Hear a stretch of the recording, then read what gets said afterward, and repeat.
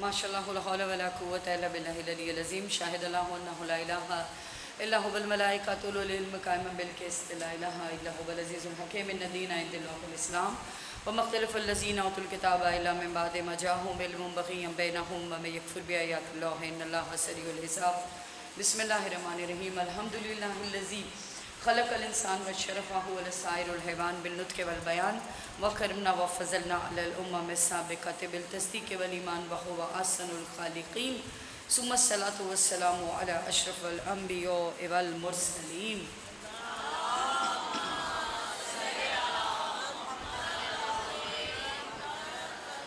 خیر المبشرین والمنذرین شفیع المذنبین والمجرمین المخاطب بطحا ویاسین خاتم النبیین الذی قیل فی شانہ وما ارسلناک الا رحمۃ للعالمین ابی القاسم محمد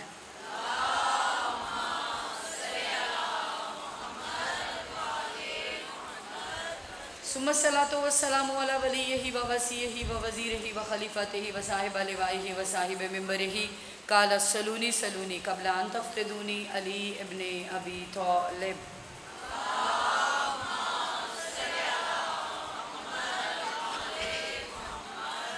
غالب علی کل غالب مطلوب کل طالب امام المشارق والمغارب سید الوسین ثم الصلاۃ والسلام علی فاطمۃ الزہراء سیدۃ النساء العالمین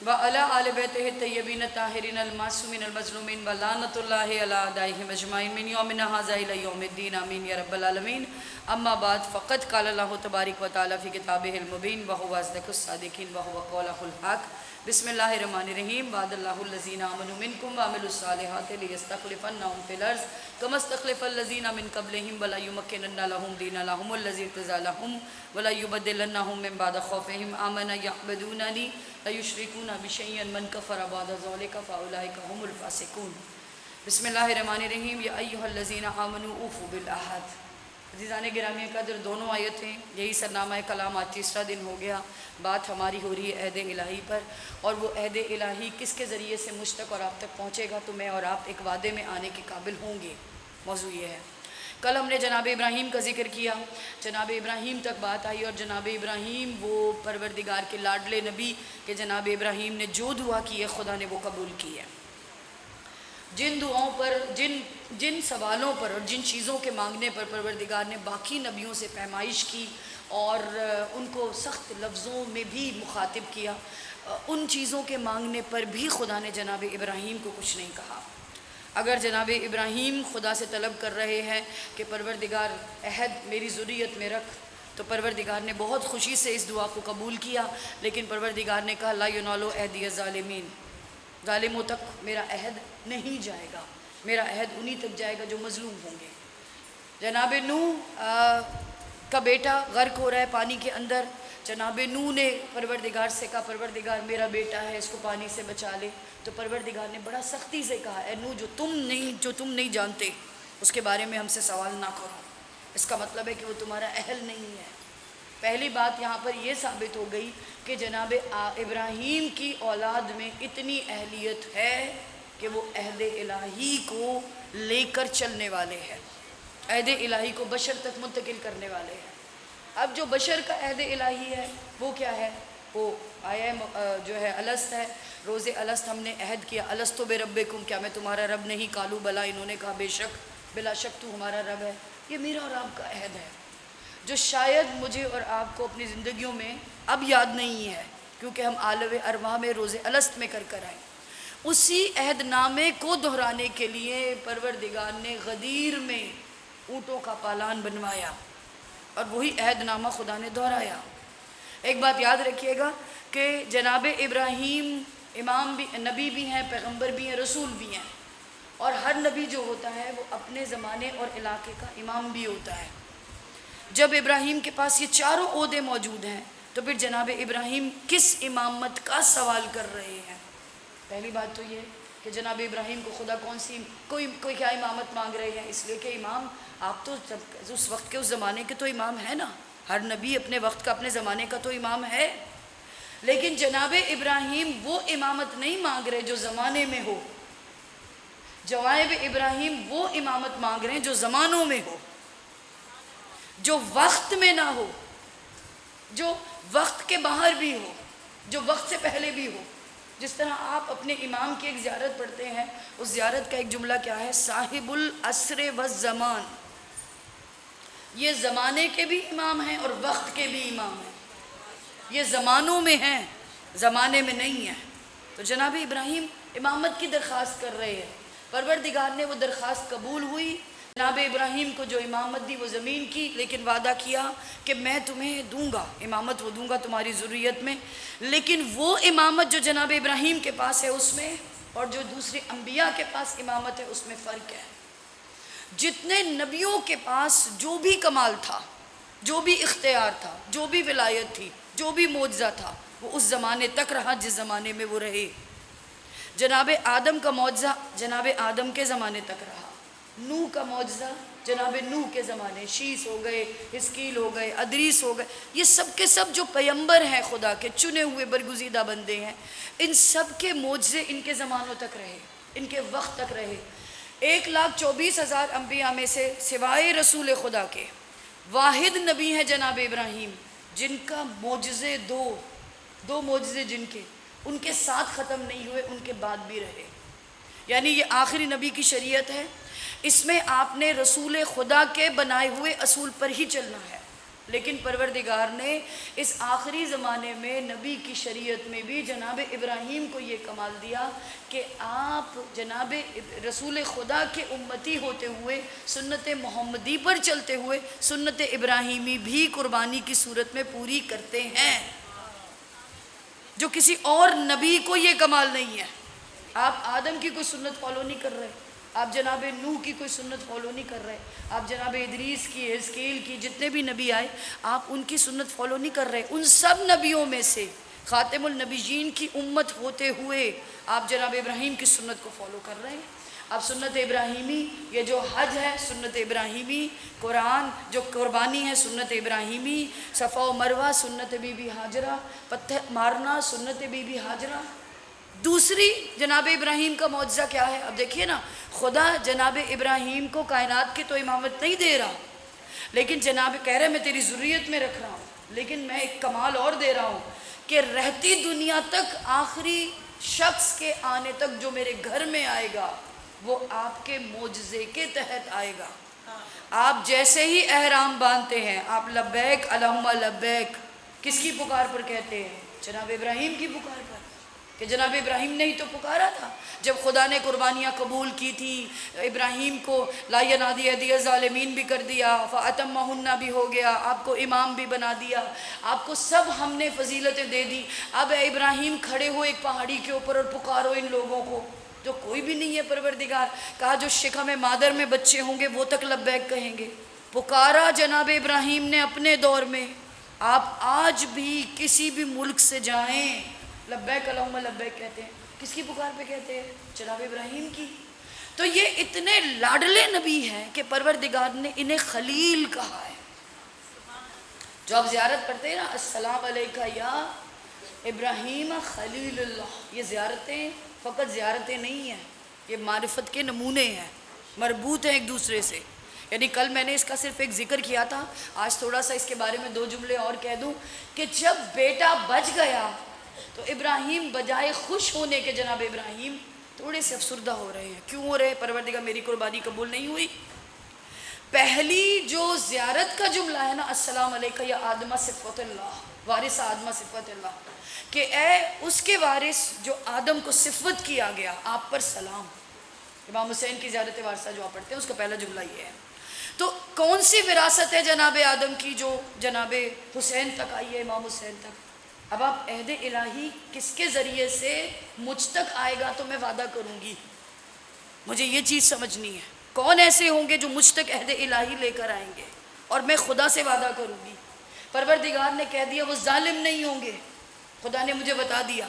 اب میں نے ظالم کو تو نکال ہی دینا ہے، اب میں نے مظلوم میں دیکھنا ہے کہ کون ہے جو عہد الہی کو لے کر آئیں گے۔ اب آپ ایک اور چیز سمجھیے، جناب ابراہیم کی جو دعا ہے اس میں ایک اور بات چھپی ہوئی ہے جو جناب ابراہیم کہہ رہے ہیں وَمِن ذُرِّيَّتِي، حالانکہ جناب ابراہیم کی دعا میں ومن ذریتی کہہ کر ایک مکمل دعا ہے، لیکن پھر بھی اس دعا کو مزید پیوریفائی کرنے کے لیے خدا کہہ رہا ہے ظالموں میں نہیں ہوگا۔ جب ابراہیم کہہ رہے ہیں ومن ذریتی، یہ آلریڈی ایک پیوریفائی دعا ہے، خالص دعا ہے، لیکن پھر خدا کیوں کہہ رہا ہے کہ میں ظالموں میں نہیں رکھوں گا اگر یہ اتنی خالص ہے؟ اس لیے کہ خدا کہہ رہا ہے کوئی ابہام، کوئی شک نہ رہے۔ ذریت میں تو بہت سے آئیں گے نا اور ہوں گے، کہا کوئی شک نہ رہے، اس لیے کہ لوگ اپنی مرضی سے چیزوں کو سمجھتے ہیں۔ اب ایک آپ مثال سے سمجھیے کہ جناب ابراہیم کیا دعا کر رہے ہیں۔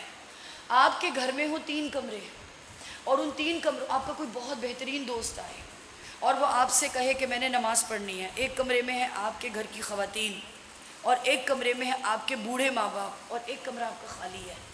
اچھا، اب کیا وہ شخص جو آپ کا دوست ہے وہ اس کمرے میں نماز پڑھے گا جہاں پہ آپ کی گھر کی خواتین ہیں؟ نہیں۔ اس کمرے میں جہاں پہ آپ کے بوڑھے، نہیں۔ وہ کس کمرے میں پڑھے گا؟ جو خالی کمرہ ہے، جو طیب و طاہر کمرہ ہے۔ اس کا مطلب ہے کہ کہہ تو آپ نے دیا کہ پورا گھر، سمجھے؟ کہہ تو آپ نے دیا کہ پورا گھر، لیکن آپ کا پورا گھر کہنے کا مطلب وہ 2 کمرے نہیں تھے جس میں آپ کے ماں باپ یا آپ کے گھر کی مستورات ہیں۔ آپ کا مطلب وہی کمرہ تھا جو خالی ہے، لیکن کیونکہ وہ آپ کا دوست ہے، آپ کا خلیل ہے، آپ نے کہا پورا گھر تمہارا ہے۔ بالکل اسی طرح سے جب ابراہیم دعا کریں گے ومن ذریتی، تو یہ دعا پہلے ہی مکمل ہے کہ ابراہیم انہیں امام بنانے کی درخواست کریں گے ہی نہیں جو کفر کے اندھیروں میں گرے ہوئے ہوں گے۔ ابراہیم کو معلوم ہے ومن ذریتی، وہ ایسے نہیں کہہ رہے۔ جب آپ اس ایک مثال سے چیز سمجھ گئے تو جناب ابراہیم تو انہی کو ہی طلب کریں گے، انہی کے لیے دعا مانگیں گے جو پہلے سے ہی کفر کے اندھیروں سے باہر ہیں۔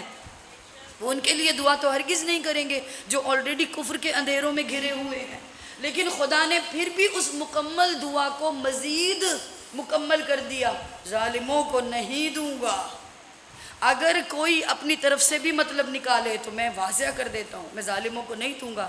جو کفر میں رہیں گے، جو شرک میں رہیں گے، جو نفاق میں رہیں گے، ان کو تو میں کبھی بھی نہیں دوں گا، میرا عہد ان تک نہیں پہنچے گا۔ اچھا، یہاں پر خدا نے کہا میرا عہد ان تک نہیں پہنچے گا، خدا نے یہ نہیں کہا ظالم ان تک نہیں پہنچے گا۔ 2 مختلف چیزیں ہیں۔ جیسے آپ انما یرید اللہ آیت پڑھتے ہیں، اس میں کیا کہا ہے پروردگار نے؟ میں نے رجس کو ان تک نہیں جانے دوں گا، میں رجس کو ان تک نہیں جانے دوں گا۔ یہ نہیں کہا خدا نے کہ ان کو رجس تک جانے سے روکوں گا۔ 2 مختلف چیزیں ہیں۔ اگر خدا نہ خواستہ یہ کہتا میں ان کو روکوں گا تو اس کا مطلب ہے خدا نہ خواستہ یہ کوشش کریں گے میں روکوں گا۔ اس نے کہا نہ، ان پر مجھے یقین ہے، مجھے رجس پر یقین نہیں ہے، میں رجس کو روکوں گا۔ اس لیے خدا نے کہا میں رجس کو ان تک جانے سے روکوں گا۔ بالکل اسی طرح سے خدا کیا کہہ رہا ہے؟ میرا عہد ظالم تک نہیں جائے گا، یعنی میرا عہد کو اتنا ادراک ہے۔ اللہ، آپ یہ سمجھیے اس مرحلے کو، میرے عہد کو اتنا ادراک ہے، اتنی معرفت ہے کہ وہ ظالم تک پہنچے گا ہی نہیں، وہ پہنچے گا ہی نہیں۔ اب یہ تو وہ بات ہو گئی نا، یہ وہ بات ہو گئی۔ اب آپ اس سے اور بھی سوچ سکتے ہیں، اس لیے کہ ایک بات یاد رکھیے گا، میں اور آپ آخری زمانے میں جی رہے ہیں، اور آخری زمانے کے بارے میں نا انبیاء، جو سابق انبیاء گزر گئے، ان کے امت کے لیے بہت سے سوالات تھے، میرے اور آپ کے لیے، کیونکہ آخری نبی، جو ہر نبی تھا وہ آخری امت کی تعریف، آخری نبی کی تعریف کرتے تھے۔ اب جیسے میں آپ کو 2 مثالوں سے ایک چیز سمجھاؤں۔ ایک مثال جناب عیسیٰ اپنے چاہنے والوں کے درمیان بیٹھے ہوئے ہیں۔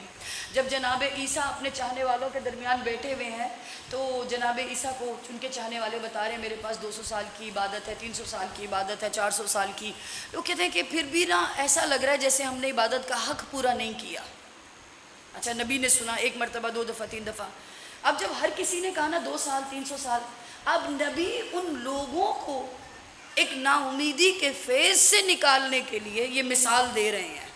اس کا مطلب یہ نہیں کہ نبی خدا نہ خواستہ آخری امت کا لیول کم کر رہے ہیں، انہیں اس فیز سے نکالنے کے لیے ایک مثال دے رہے ہیں کہ دیکھو تم 300 400 سال پر مطمئن ہو جاؤ، آخری زمانے میں جو لوگ ہوں گے ان کی ٹوٹل عمریں ہی کسی کی 70 ہوگی، کسی کی 80 ہوگی، کسی کی 90، کسی کی 60، کسی کی اتنی تھوڑی وہ عبادت کریں گے، ہے نا؟ تم مطمئن ہو جاؤ، اس کا مطلب یہ ہے، کمپیریزن نہیں ہے، برا کہنا نہیں ہے۔ جیسے آپ کا بچہ یہ مانگ رہا ہو مجھے 2 چاہیے، آپ کہیں بیٹا کسی کے پاس تو 1 بھی نہیں ہے، شکر کرو تمہارے پاس 2 ہے۔ اس کا مطلب یہ نہیں ہوتا آپ جس کے پاس 1 نہیں ہے اس کو ڈیگریڈ کر رہے ہیں، آپ اپنے بچے کو جو نعمت اس کے پاس ہے اس پر شکر کرنا سکھا رہے ہیں۔ نبی کیا سکھا رہے ہیں اپنے بندوں کو؟ شکر گزاری سکھا رہے ہیں، ہے نا؟ اچھا اب نبی شکر گزاری سکھا رہے ہیں، سننے والا کیا سن رہا ہے؟ اور اس نے پلٹ کر کیا کہا؟ اس نے یہ نہیں کہا شکر ہے ہمارے پاس یہ تو ہے، اس نے کہا اتنے وہ بد نصیب ہوں گے کہ ان کی اتنی تھوڑی عمریں ہوں گی، اگر ہماری ہوتی تو ہم ساری زندگی سجدے سے سر نہ اٹھاتے۔ اب یہ پکچر بن گئی۔ پھر جناب نوح کے پاس ایک عورت آئی، کہا کہ میرے بچے جلدی مر جاتے ہیں، 200 سال 300 سال، دعا کیجئے ذرا زندہ رہیں، اپنے گھر بنا لیں۔ تو جناب نوح نے کہا اچھا وہ ایک زمانہ ہے آخری، ان میں 80 سال میں مر جائیں گے، 90 سال میں، اور اتنے بڑے بڑے گھر بنائیں گے۔ اب وہ پھر شکر گزاری ہے جو ایک ڈالنا چاہ رہے ہیں نبی، جو ہے اس پر شکر کرو۔ لیکن اس عورت نے پلٹ کر کیا کہا؟ کتنے بے وقوف ہیں، اتنے تھوڑے دن کے لیے رہیں گے پھر بھی اتنے بڑے بڑے گھر بنائیں گے۔ ہاں سمجھے؟ یعنی اس دور کے لوگوں کے ذہنوں میں ہماری یہ تصویر ہے۔ اچھا پھر جب میری یہ تصویر ہو اس لوگوں ذہن میں لوگوں، اور پھر کوئی آ کر ان سے کہہ دے کہ بھائی ان کا جو مرتبہ ہے نا وہ تم سے بلند ہوگا، تو اب وہ کہیں گے کیوں بلند ہوگا؟ بھائی کیوں بلند ہوگا ان کا مرتبہ؟ بھائی اتنے بیوقوف گھر بنائیں گے، اتنی تھوڑی عبادت کریں گے، پھر بھی بلند ہوں گے ہم سے، یہ کیا بات ہوئی؟ تو پھر ان سے کہا جائے گا اس لیے کہ وہ تدبر کرتے ہوں گے، وہ تفکر کرتے ہوں گے، وہ چیزوں کو دیکھ کر نہیں گزر جاتے۔ اب یہ تفکر اور تدبر کیا ہے جو وہ دور نہیں کرتے تھے؟ میں اس دور میں ہوں، فرض کیجئے مجھے کوئی مسئلہ ہو، خدا نہ خواستہ، صبح میں اٹھوں یہ پرابلم، جلدی سے بھاگی جاؤں نبی کا دکل با، مولا نبی یہ پرابلم ہے، نبی کہے ہاں یوں حل کر لو، ختم، میرا اپنا عقل نہیں استعمال، نبی کی۔ مجھے کوئی بھی مسئلہ درپیش ہے، 2 راستے، بھئی یہ راستہ صحیح ہے اس پہ چلو، یعنی وہ جو تفکر اور تدبر ہے نا وہ نہیں، ہر چیز تو مجھے مل گئی، کہا انہیں ہر چیز نہیں ملے گی، وہ تفکر بھی کریں گے تدبر بھی کریں گے، اب وہ اس قابل بنیں گے کہ عہد الہی ان تک پہنچے۔ اب آپ سمجھے کیوں خدا کہہ رہا ہے؟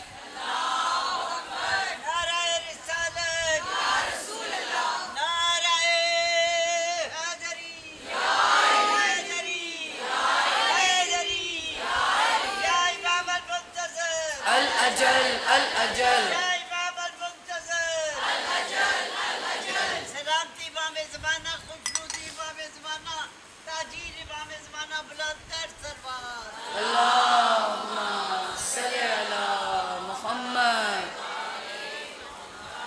یعنی کیوں خدا کہہ رہا ہے ظالم نہیں؟ اگر اب آپ سوچئے اس چیز پر، تفکر کیجئے، اس کا مطلب ہے پروردگار نے تو ظالم کے ہاتھ پاؤں باندھ دیے کہ وہ عہد تک نہیں پہنچ سکتا۔ تفکر کرنے کے بعد آپ کے ذہن میں یہ آئے گا، جب خدا کہہ رہا ہے میرا عہد ظالموں تک نہیں پہنچے گا، اس کا کیا مطلب ہوا؟ کہ ظالم عہد تک نہیں پہنچیں گے، اس کا مطلب ہے خدا نے کوئی بیریئر لگا دیا کہ میرا ظالم جو ہے وہ نہ، خدا نے کہا کہ عہد رکھا ہے، جو میں نے کل آپ کو مثال دی ہے کہ کبھی کوئی یونیورسٹی سے کانوکیشن والے دن ڈگریاں نہیں چھپتی، رکھی ہوتی ہیں، خدا کہتا ہے تم آؤ تو صحیح، نام لکھنے کو میں بےتاب ہوں۔ وہ کہہ رہا ہے میرا عہد ہے، تم اپنی اہلیت تو دکھاؤ، میں نام لکھنے کو بےتاب ہوں، لیکن ہاں ریسٹرکشن کیا ہوگی کہ جس کا میں نام لکھوں گا وہ ظالم نہیں ہوگا۔ پھر جب میں نام لکھ دوں گا تو پھر کوئی اس پر انگلی نہیں اٹھا پائے گا کہ اسے تم نے چن لیا، خدا نہ خواستہ پروردگار یہ تو یہ ہے، یہ تو یہ ہے، یعنی میرے چناؤ کو دنیا کی کوئی عدالت چیلنج نہیں کر سکے گی۔ اسی لیے کہا میرا عہد کھلا ہوا ہے، آؤ تم اس تک، آؤ تم اس تک، عہد نہیں جائے گا، تم عہد تک پہنچو گے۔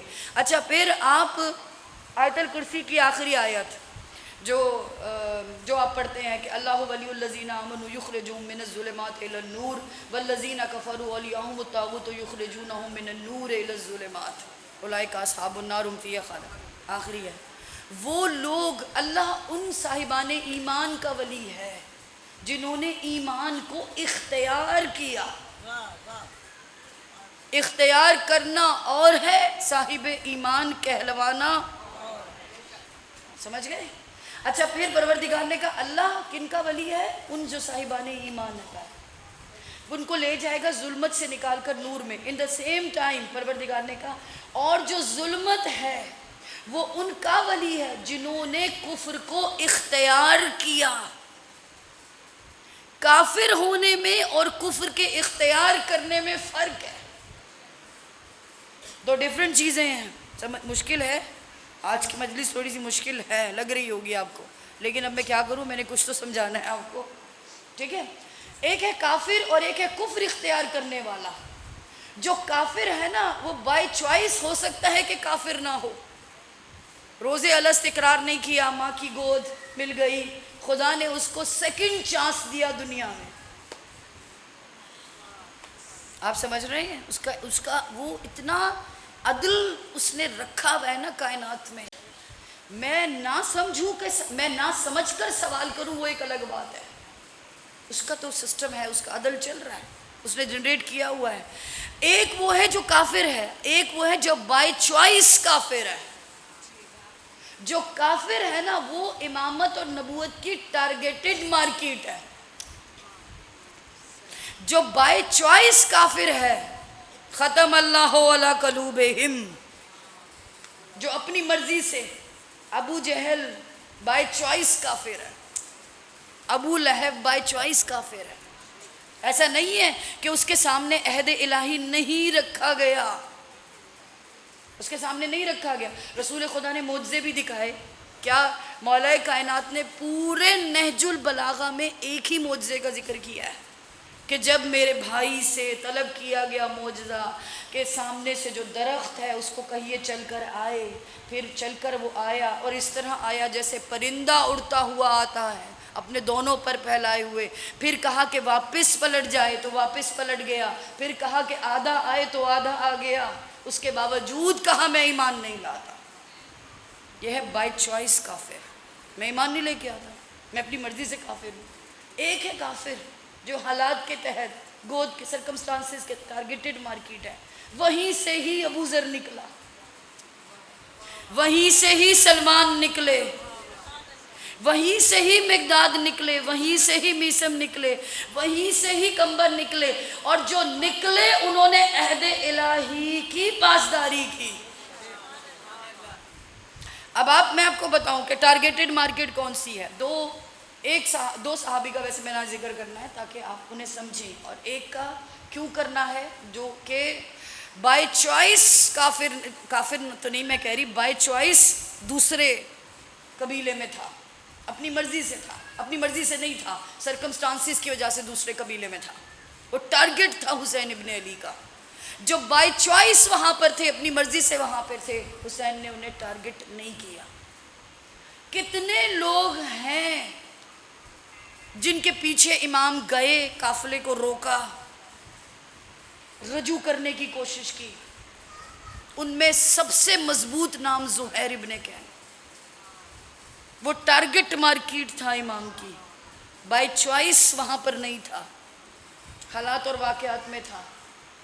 آپ سمجھ رہے ہیں؟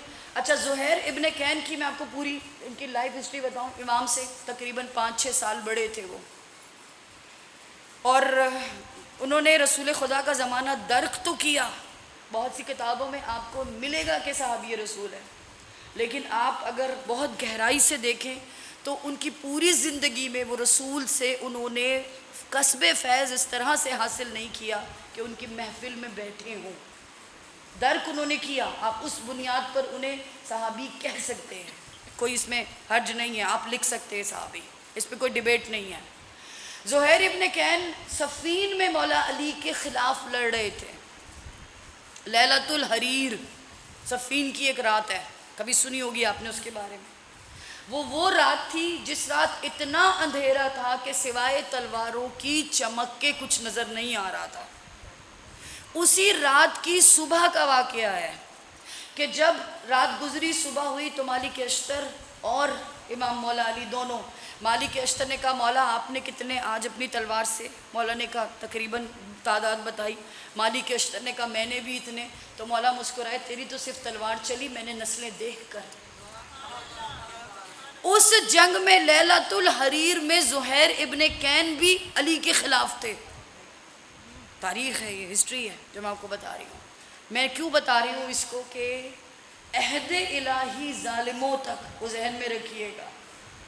پروردگار نے آیت الکرسی کے آخر میں کہا کہ میں ان کو لے کر آتا ہوں جو کافر ہیں، ان کو لے کر نہیں آتا نور کی طرف جو اپنی مرضی سے، ان کو میں کہتی ہوں ختم اللہ علی قلوبہم، جو عہد تک نہیں پہنچے گا وہ کافر، وہ ظالم جو ختم اللہ علی قلوبہم، حجت تمام ہونے کے بعد بھی نہیں مانے گا، وہ کافر ہوگا، وہ ظالم ہوگا۔ اچھا، اب زہیر ابن کین مولا کے خلاف ہیں، صفین میں جنگ لڑے، لیلۃ الحریر میں بھی ہیں۔ دیکھ رہے ہیں کہ پوری جنگ میں علی کی تلوار زہیر کے سامنے آ کر پلٹ جاتی ہے۔ علی ایسی زہیر سامنے آئے، مولا تلوار پلٹا دیتے ہیں، دوسری طرف لے جاتے ہیں۔ اب دیکھ رہے ہیں سب کے سب۔ سلمان نے زہیر کو ایک مرتبہ کہا تھا، اے زہیر تیری تلوار ہوگی آل محمد کے ساتھ ہوگی۔ اس وقت زہیر نے انکار کیا تھا، ڈینائل کیا تھا، نہیں۔ سمجھ رہے ہیں آپ؟ اب آپ سمجھتے رہیے کس کس طرح سے چیزیں چل رہی ہیں۔ کہا کہ زہیر نے انکار کیا تھا، نہیں ایسا نہیں ہوگا۔ حتیٰ کہ تاریخ میں یہاں تک لکھا ہے کہ ایک مرتبہ شاید زہیر کی تلوار سے معمولی سا زخم مولا کے آیا بھی، لیکن مولا نے بڑے بڑے دلار سے زہیر کو دیکھا ہے، کوئی جلال نہیں آیا۔ صفین ہوئی، علی کے خلاف تلوار ہے۔ اچھا، مکے میں بھی جو مولا نے خطبہ دیا، زہیر احرام میں موجود ہے، حج کے دوران امام کا خطبہ سن رہے ہیں۔ اچھا، فقط خطبہ سن نہیں رہے، پھر جناب عباس کا خطبہ سن رہے ہیں۔ جناب عباس کا خطبہ کتنا جلالی خطبہ تھا کہ آپ پریشان ہو جائیں اس کو سن کے، کہ یہ کیا کہہ دیا، سب کو ہی نکال کے باہر کر دیا، کوئی بھی نہیں بچا۔ اس خطبے کو سن کر بھی زہیر نہیں کانپے، چینج نہیں ہوئے۔ اچھا، سواری امام کی تو پہلے نکل گئی، زہیر تھوڑے بعد میں جا رہے ہیں۔ اچھا، امام جب پہلے نکلے ہیں اور زہیر پیچھے جا رہے ہیں بعد میں، تو زہیر نے کہا سواری آہستہ چلاؤ، آگے امام ہے، میں چاہتا ہی نہیں کہ نظر ملے ان سے نظر ملے گی، وہ مجھے بلائیں گے، میں انکار نہیں کر پاؤں گا۔ امام نے کیا کہا، عباس آہستہ چلو، مہمان آ رہا ہے۔ امام کا قافلہ آگے ہے، زہیر پیچھے ہے۔ اچھا، ایک منزل ہے زوزو، اس پر رک گئے دونوں، امام کا قافلہ کچھ دیر پہلے ہے، زہیر کا کچھ بعد میں ہے۔ اب جب اس منزل پہ دونوں رک گئے تو زہیر ابھی کہہ رہا ہے امام نہ ہی بلائیں، تو اچھا دل میں دعا کر رہا ہے، ظاہر ہے دیکھیے۔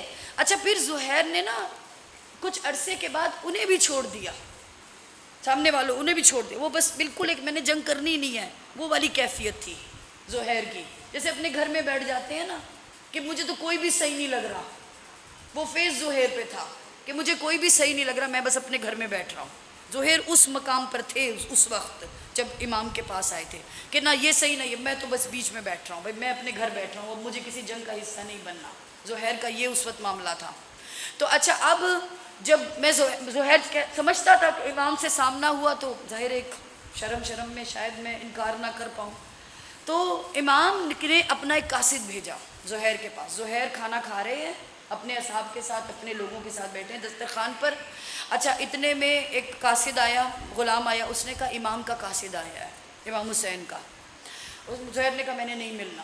اس نے کہا پوچھ تو لو کون آیا ہے، کہا کون آیا، کہا علی اکبر آئے ہیں۔ اب آپ دیکھیے، اللہ ولی الذین آمنوا، کہ اللہ جو ولی ہے نکال لیتا ہے ظلمت سے نور کی طرف۔ اب کوئی دعوت فکر دے رہا ہے زہیر کو، کس کے ذریعے سے دے رہا ہے؟ علی اکبر کے ذریعے سے۔ حسین ابن علی دعوت فکر دینے والے، ذریعہ امام جناب علی اکبر۔ اچھا، ہاتھ سے نوالا چھوٹا، کھڑے ہو گئے، دوسرا پردہ کھولا، اندر چلے گئے۔ زوجہ کیوں کیا ہوا زہیر کیوں پریشان ہو؟ کہا حسین نے بلایا، کہا نواسہ رسول بلا رہے ہیں تم جاؤ. اس نے کہا علی اکبر آئے ہیں. بی بی نے کہا اب تو ضرور جاؤ، شبیہ پیغمبر. اب آپ حسین ابن علی کا اہتمام دیکھیے. اس وقت مانتی ہوں بہت سے اصحاب نہیں آئے تھے، کربلا میں آ کے آئے تھے بہت سے اصحاب، لیکن اس وقت امام حسین کے بھائی تو ان کے ساتھ تھے. جناب علی اکبر کو عباس کو بھیج دیتے، جناب قاسم کو، انو محمد اور ان کے بھائی موجود تھے، فیملی ممبرز موجود تھے، جناب عقیل کے بچے تھے، کسی کو بھیج دیتے ساتھ. امام نے پیغام حق کے لیے جس کو چنا وہ شبیہ رسول. ابھی آپ دیکھیے یہ آگے چل کر یہ چیزیں آپ پہ اور مزید واضح ہوں گی. ابھی تو میں صرف آپ کو ایک آؤٹ لائن بتا رہی ہوں. یہ علی اکبر بیٹا بن کر نہیں جا رہا، شبیہ پیغمبر ہے بن کر جا رہے ہیں. اب زہیر کو کیا چیز مانی آ رہی ہے؟ شبیہ پیغمبر بھی ہے. زوجہ نے کہا بہت بری بات ہے، نکلو باہر. ابا ڈالی، کبا پہنی، باہر نکلے اور کیا کہتے ہوئے نکلے کہ دیکھو ہو سکتا ہے میں واپس آ جاؤں، ہو سکتا ہے میں واپس آ جاؤں. چلے گئے جناب علی اکبر کے ساتھ. امام نہ اپنے خیمے میں لے کر گئے نہ کسی اور کے خیمے میں. امام زہیر کو لے کر گئے سامنے جو صحرا تھا اس میں. لوگ دیکھ رہے ہیں زہیر اور امام بات کر رہے ہیں. آج تک تاریخ میں وہ بات نہیں ہے کہ کیا ہوئی، وہ ہے ہی نہیں کہ کیا ہوئی. اس کا مطلب ہے کہ کچھ عہد الہی ایسا ہے نا، عہد الہی. اور زہیر نے بھی کسی کو نہیں بتائی. جب واپس پلٹے ہیں زہیر، اور زہیر اپنے پھر امام سے مصافحہ کیا، واپس اپنے خیمے میں آئے. جب خیمے میں آئے تو سب کو کہا آزاد ہو جاؤ، جاؤ. زوجہ کو کہا تم بھی چلی جاؤ، آزاد ہو جاؤ. بیٹے کو کہا تم بھی چلی جاؤ.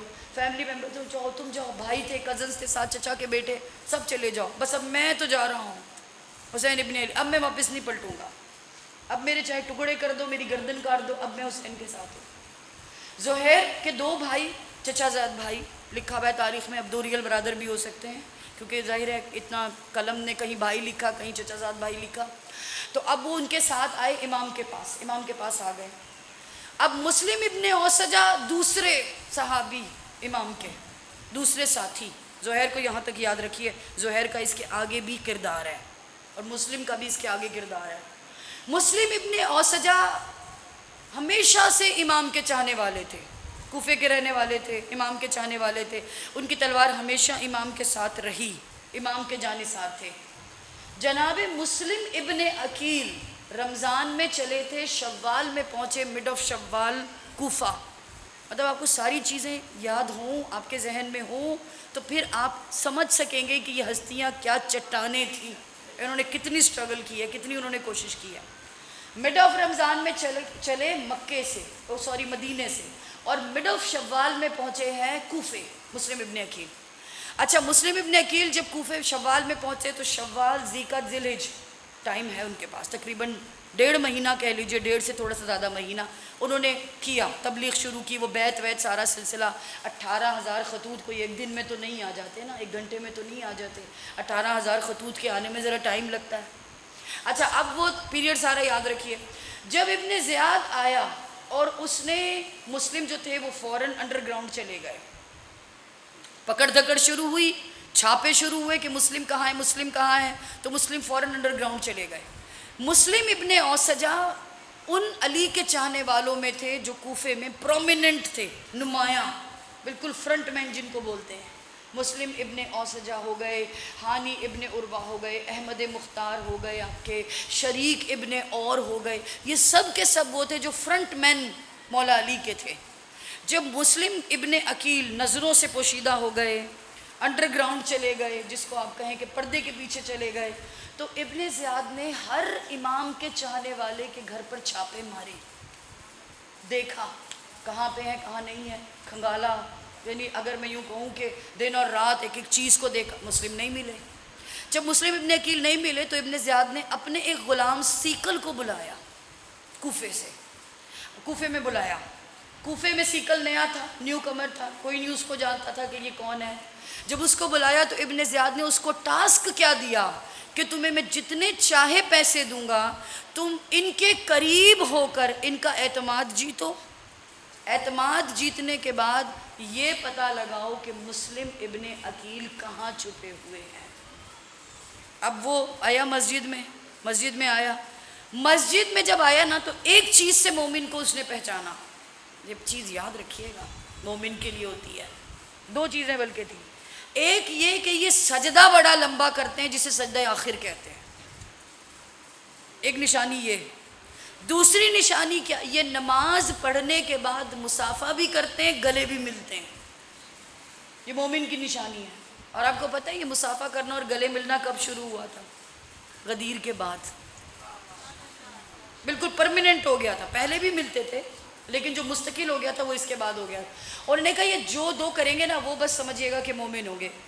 آپ کو یہ موضوع سمجھ میں آ رہا ہے؟ اگر سمجھ میں آ رہا ہے تو ایک درود پڑھ لیجیے۔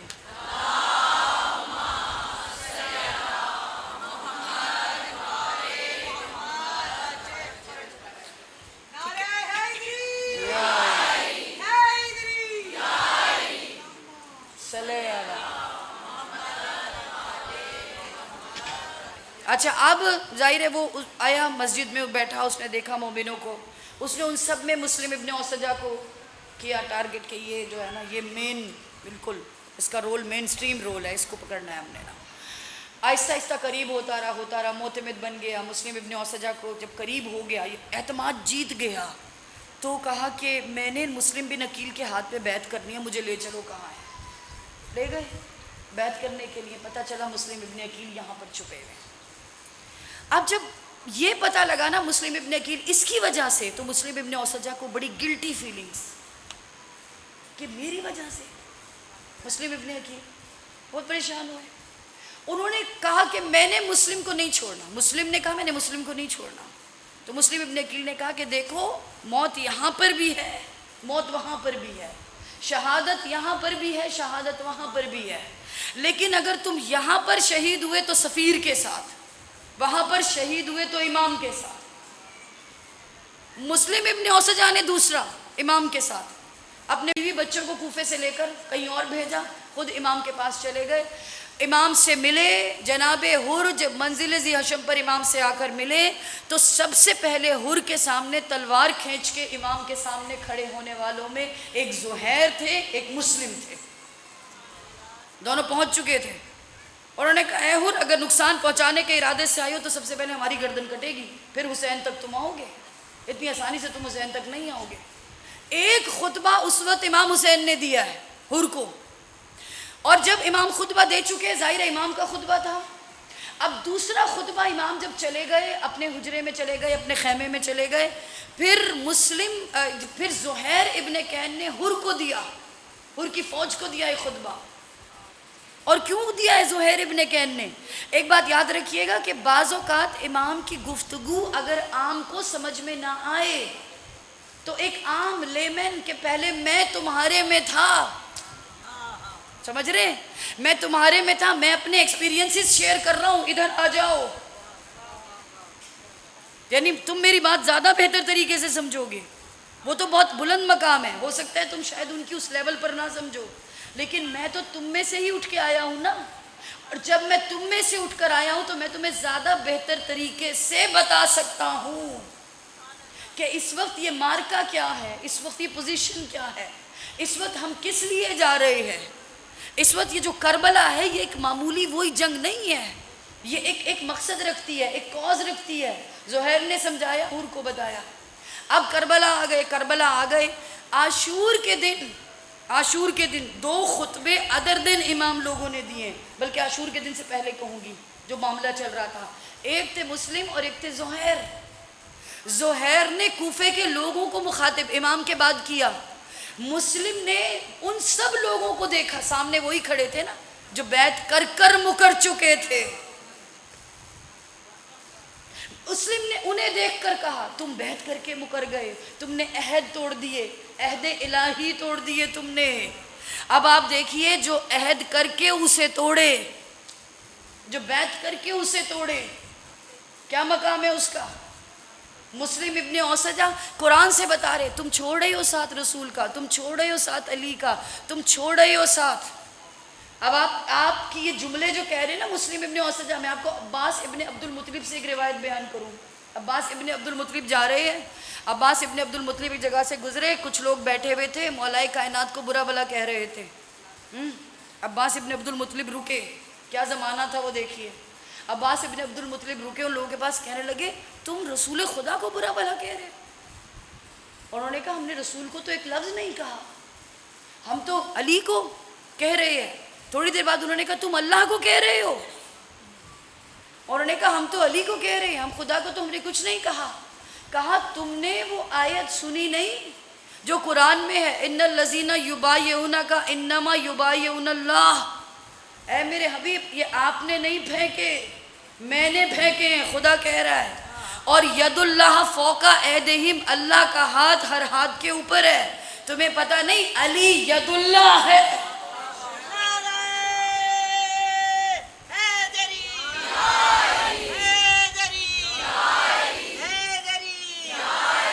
پر محمد والے محمد بلند کر سلوات.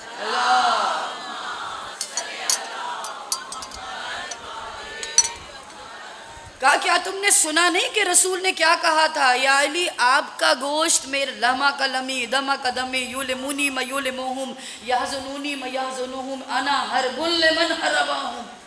یہ علی آپ کا گوشت آپ کا نہیں میرا، آپ کا پوست آپ کا نہیں میرا. یعنی جس نے علی کو ناراض کیا اس نے مجھے، جس نے مجھے ناراض کیا اس نے خدا. تو تم کس کی برائی کر رہے ہو؟ خدا کی. یہی مسلم ابن اوسجہ کوفے کے بیعت توڑنے والوں سے کہہ رہے تم کس کو پشت دکھا رہے ہو، تم کس کو پیٹ دکھا رہے ہو، تم کس سے عہد توڑ رہے ہو، تم کس کے خلاف جا رہے ہو. تم سمجھو یہ کون ہے جس کے بارے میں کہا تھا رسول خدا نے حسین منی و انا من الحسین.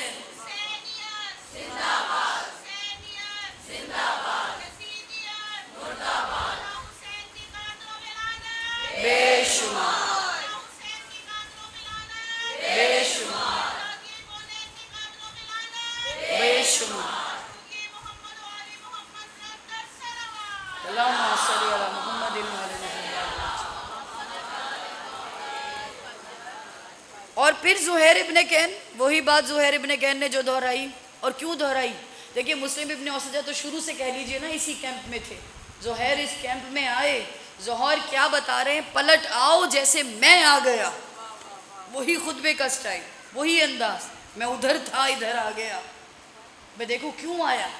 اب یہ جو ساری باتیں اور گفتگو چل رہی ہے نا 6-7 دن، اور جو ایک کشمکش چل رہی ہے ادھر سے ادھر ادھر سے ادھر، اس نے وہاں پر جس دل پر اثر انداز کیا نا، جس نفس کو جھنجھوڑا، جس کے جو بائی چوائس کافر وہ اس قبیلے میں نہیں تھا، سمجھ رہے، جس کے دل پر مہر نہیں تھی، جو ٹارگٹ مارکیٹ تھی امامت کی، وہ اپنے بیٹے، اپنے غلام، اپنے بھائی کے ساتھ امام کے قبیلے میں آ گیا.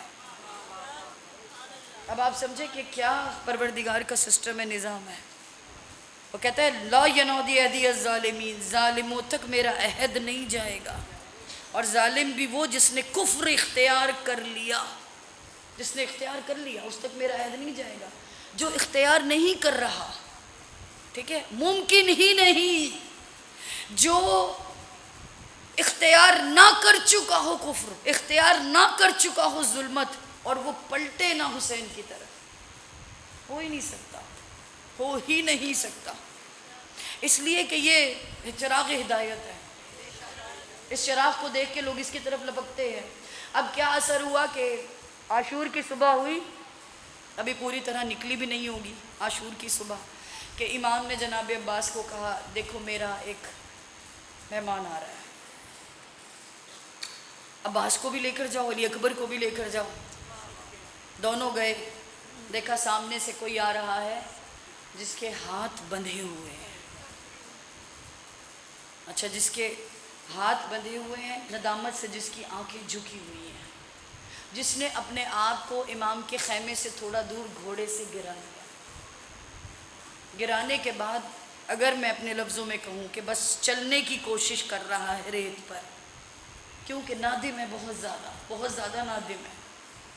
نادم کیوں ہے کہ میں لے آیا کربلا، علی و بطول کی بیٹیوں کو 3 دن سے یہ بچے پیاسے ہیں، اس لیے کہ پانی تو 7 محرم سے ختم بند بالکل. التش التش التش کی صدائیں، ایسا نہیں ہے کہ نہیں سنتے ہیں، آ رہے ہیں. اکیلے نہیں ہے، بیٹا بھی ساتھ ہے، بھائی بھی ساتھ ہے، غلام بھی ساتھ ہے. امام نے پہلے جناب عباس نے سینے سے لگایا، پھر جناب علی اکبر نے سینے سے لگایا، لے کر آئے حسین ابن علی کے پاس، ہاتھ کھولے، سینے سے لگایا. عزیزان من، اب جنگ شروع ہوئی. حر وہ تھے جن کا بیٹا حر سے پہلے شہید ہوا. حر ظہر کی نماز کے بعد شہید ہوئے تھے، تاریخی طور پر میں آپ کو بتا رہی ہوں، ان کا بیٹا سب سے پہلے شہید ہوا. جیسے ہی جنگ شروع ہوئی نا، اصحاب جانے لگے. تو امام کے جب اصحاب جانے لگے، حر ہاتھ جوڑ کے آیا، کہا مولا پہلے میرا بیٹا جائے گا. کیا نام ہے تیرے بیٹے کا؟ علی نام ہے. امام نے کہا عباس حر کو سنبھال لو ذرا. حر آگے بڑھ کے بیٹے کو سوار کر رہا ہے نا، تو امام نے کہا نہیں، حر شریعت کہتی ہے جب کڑیل جوان بیٹا مرنے کے لیے جائے تو باپ اس کو گھوڑے پر سوار نہیں کرا سکتا. عباس حر کو تھام لو ذرا، پکڑ لو. حر کو پکڑا گیا، تھاما گیا. امام نے حر کے بیٹے کو گھوڑے پر سوار کیا. اچھا سواری چلنے لگی. جب سواری چلنے لگی، محبت میں حر پیچھے چل رہا. امام نے کہا علی اکبر حر کے دائیں کھڑے ہو، قاسم حر کے بائیں کھڑے ہو، عباس حر کو ڈھارس دو. بس ابھی چند لمحوں میں کڑیل جوان بیٹا گھوڑے سے نیچے گرے گا. اچھا حر کے دائیں اور بائیں 3 حسین کے بچے کھڑے ہیں، ایک حسین کا بھائی کھڑا ہے. کیوں کھڑا ہے؟ لڑکھڑائے تو سنبھال لے، باپ ہے. اتنے میں بیٹا گرا. جیسے ہی بیٹا گرا، باپ نے پکارا آقا آخری سلام، بابا میری خبر لو. اب باپ ہے نا، حر تھوڑے سے لڑکھڑائے ہوں گے، علی اکبر نے سنبھالا ہوگا. حر دوڑے میدان کی طرف، دیکھا علی حسین پہلے سے موجود ہیں، بچے کا سر زانوں پر رکھا ہوا ہے، اور امام اپنی ابا کے دامن سے اس کی پیشانی کو صاف کر رہے ہیں. حر نے بیٹے کو کہا سر کو نیچے اتار، یہ آقا ہے. اچھا جیسے ہی بیٹا سر نیچے کرتا ہے، امام سر رکھ لیتے ہیں زانوں پر اور کہتے ہیں حر کیوں منع کر رہا ہے؟ پروردگار کی بارگاہ میں میری قربانی. عزیزو اتنے میں بچے نے ہچکیاں لینی شروع کی. باپ سے آخری ملاقات ہو چکی. امام نے کیا کہا؟ عباس حر کا چہرہ موڑ دو. شریعت کہتی ہے جب بچوں کے دم نکلے، کڑیل جوان بیٹے کا دم، تو باپ پاس نہ کھڑا ہو. عباس حر کو تھوڑی دور لے گئے. حر کا بیٹے نے آخری ہچکی لی، دنیا سے رخصت ہو گیا. امام نے کہا آؤ علی اکبر، آؤ قاسم، آؤ عباس، آؤ اولو محمد، جنازے کو اٹھاؤ، مل کر اٹھاؤ. حسین نے جنازہ اٹھایا. اچھا حر آگے بڑھے نا اور کہنے لگے آقا میں جنازہ خود اٹھاؤں گا. امام نے کہا شریعت کہتی ہے بیٹے کے جنازے کو، بیٹے کے جنازے کو کاندھا باپ نہیں دے سکتا. چلیے ذرا کربلا، مولا ہاتھ جوڑ کے ایک جملہ عرض کرنا ہے.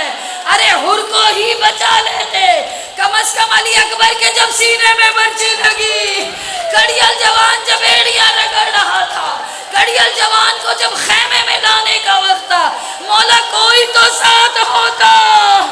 ایک ایک کو امام نے آواز دی علی اکبر کا جنازہ اٹھاتے ہوئے. آخری مرتبہ کہا اے میرے بھائی حر میری مدد کرو، اے میرے بھیا میری مدد کرو، حسین تنہا. پروردگار آپ کی آوازوں پر رحمت نازل کرے. اب غربت حسین زہیر ابن کین کی غلام کی زبان سے بھی سن لیجئے. واقعہ کربلا ہو چکا، سب شہید ہو چکے، زہیر بھی شہید ہو چکے. اچھا زہیر کی بیوی نے غلام بھیجا 1-2 دن کے بعد کہ کفن لے جا، زہیر کو کفن دے دے. ایک ہی کفن دے کے بیوی نے بھیجا.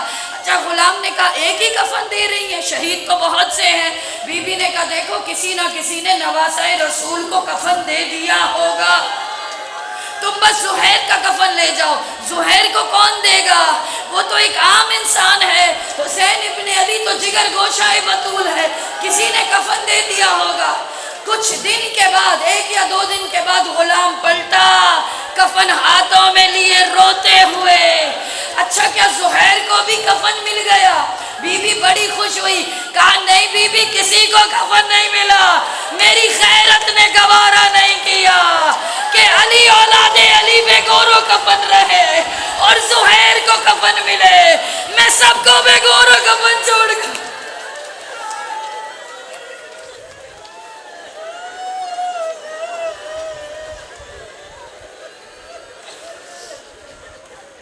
परवरदिगार हमारे इस कलील से ज़िक्र को कसीर में शुमार कर, बहक मोहम्मद वाले मोहम्मद, कोई गम ना दे मोमिनों को सिवाय गम हुसैन के।